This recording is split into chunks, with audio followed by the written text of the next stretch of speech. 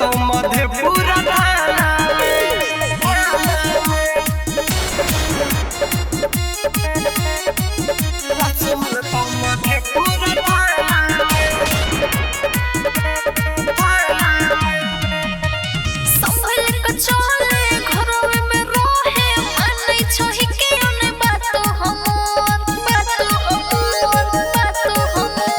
विधायक छियौ खलनायक सगरे चलो सोना खौफ हमर संभल के चले घरवे में रहे माने छोहि के ने बात हमर बड़ो विधायक छियौ खलनायक सगरे चले छो सोना खौफ हमर कर भी गदारी दत्तो गोली मारे तोरा बिना ने जीवो मजन मारे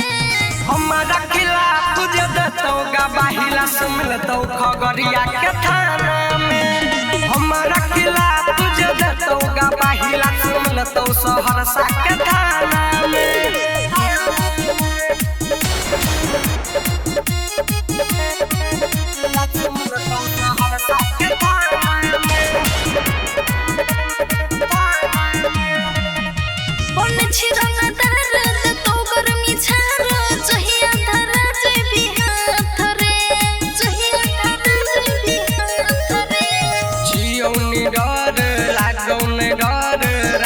छियौ पिस्तौल गे ओने छिरंग दर्द तो गरमी छारा जहिया धरा जे भी हाथ रे के छियै निडर नै लागै छै डर साथे राखै छियै पिस्तौल गे सत्यम सितारा बेबस रोशन कुछ मिलतो ने पीतल के दाना में